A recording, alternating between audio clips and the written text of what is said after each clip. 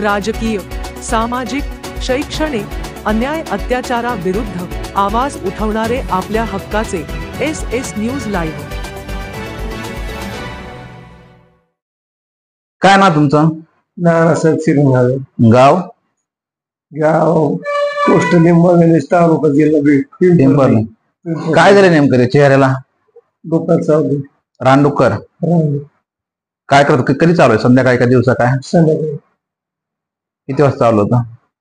10 10:30. मग कुठे गेले परत नंतर? मग दवाखान्यात इथं आपल्याला ह्याला निंदर हा मग काय सरकारी काय म्हणले ते? मग ते म्हणले इथं नाही गेला होत, ह्याला जाणे म्हणून. हा मग तिथं नाही, मग बीडला पाठवलं.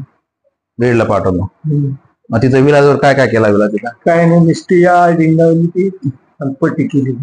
हा काय वन विभागाला काय कळवलं का काय वगैरे? काय नाही विचारलं, मी सांगितलं तरी नाही विचारलं. नाही पण ते रानडुकराच्या वन्य प्राण्यांच्या हल्ल्यामध्ये शेतकऱ्यांना ते मदत मिळते ना?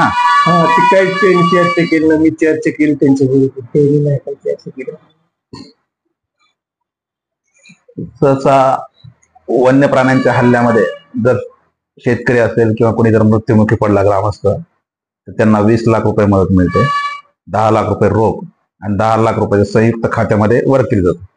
त्यामध्ये जर अपंगत्व आलं त्यांना 5 लाख रुपये मदत दिली जाते आणि गंभीर इजा असेल त्यांना 1.25 लाख रुपयापासून औषध उपचाराचा खर्च दिला जातो.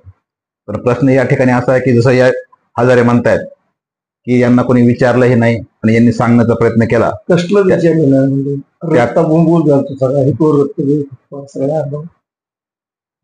म्हणजे एकंदरीत पाहिलं तर अनास्था शेतकऱ्यांबद्दल दिसून येते आपल्याला. आताच मी बीड वन परिक्षेत्र अधिकारी काकडे साहेब जे आहेत त्यांना फोन केला होता की असा शेतकरी माझ्याकडे दवाखान्यामध्ये आलेला आहे आणि त्यांना मदत मिळण्यासाठी काय करावं लागेल. ते म्हणले नियमाप्रमाणे 48 तासाच्या आतमध्ये वन विभागाला कळवणं बंधनकारक आहे. आता हे 2 दिवस हे अडाणी शेतकरी आहेत, यांना त्याच्याविषयी काही माहित नाही. 2 दिवस बीड जिल्ह्यामध्ये जिल्हा रुग्णालयात ऍडमिट होते. आता वन विभाग काकडे म्हटले की यांचा आपण संबंधित प्रकार की सिव्हिलला संपूर्ण रेकॉर्ड असल्यामुळं, कागदोपत्री दस्तावेज असल्यामुळं यांचा सहानुभूतीपूर्वक विचार करा असं म्हटल्यानंतर संबंधित वरिष्ठ अधिकाऱ्यांना बोलून यांना काही शासकीय मदत करता येईल का नाही याचा सहानुभूतीपूर्वक विचार करू असं म्हटलेलं आहे. बऱ्याच वेळा पाहिलं इकडल्या आणि लिंबागणे परिसरामधल्या सोमनाथवाडी असेल, पिंपरणे असेल, बेलगाव असेल, डोंगरपट्ट्यामध्ये या उन्हाळ्यामध्ये आता ह्यांना जे रानडुक्कर जे चावलं गेलं ते हे शेतामध्ये त्यांच्या घरी पिंपरणे गावामध्ये होते, वैरणच्या शेजारी वगैरे. रानडुकर वन्य प्राणी पिण्याच्या पाण्यासाठी तळ्याजवळ येतात आणि मग असे ग्रामस्थांवर शेतकऱ्यांवर हल्ल्याचे प्रमाण घडून येतात. कमीत कमी प्रशासनानं, वन विभागानं या लोकांचा सहानुभूतीपूर्वक विचार करून यांना मदत मिळणं द्यायला पाहिजे.